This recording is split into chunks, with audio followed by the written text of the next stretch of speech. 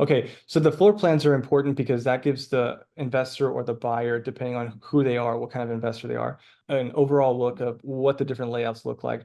If I'm looking to buy for myself, obviously I care about this a lot. If I'm not looking to buy for myself, I'm looking to just use it as an investment, then maybe it's a little bit less important. But anyways, we have sliders that typically have that information here. And then as you kind of scroll down, you'll have another slider, kind of in the middle as well, which kind of shows more about the actual property itself. So sometimes what we'll do is we'll have floor plans, and the other time, we'll just have one slider that's just dedicated for amenities if we don't have all the information on the floor plans. So the second slider will typically have renderings of the actual property that they're going to live in. So the bathroom, the bedroom, all the different rooms of the house in different angles. So that's what we typically have on the second slider.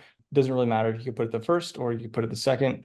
And then we'll either have amenities or the floor plan for the other sliders. So that's how it works. Sometimes the graphics that are shared by the developer have some kind of unique things that talk about the financing. So if we find something interesting or worth sharing, we'll also separate that out as a separate image as well.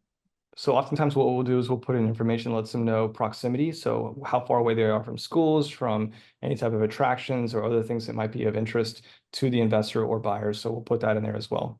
And this is just another photo. It talks a little bit more about the net ROI. Again, just more information about the property. At this point, there's nothing overly important that's going to change the investor's mind, but if we have something interesting or cool, we'll add some more photos. And at the very bottom, we have just the form again, so that way they can put in their information. And again, you have SMS or WhatsApp as your different choices to register your interest. Now, one thing to note is that at the very top of this page, you can see something that looks kind of like a Mac monitor, and then there's another icon that looks like an actual mobile phone.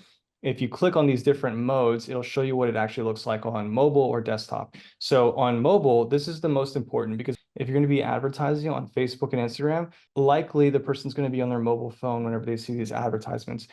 I would say mobile is by far one of the most important ways to make sure that everything looks good. So if you upload some photos and it doesn't look correct, make sure that you actually spend some time organizing the content on the page. And you can actually use on the right-hand side these advanced little icons to just kind of look at only the mobile view and only the desktop view.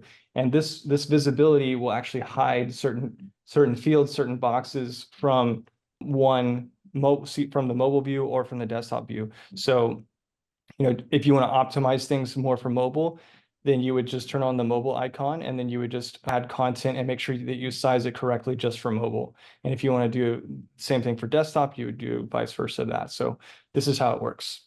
Okay, and once you have everything kind of like set up the way that you want, the next thing to do is to save the page. And so the first time when you click save, you might have this little left window kind of slide out from the left side.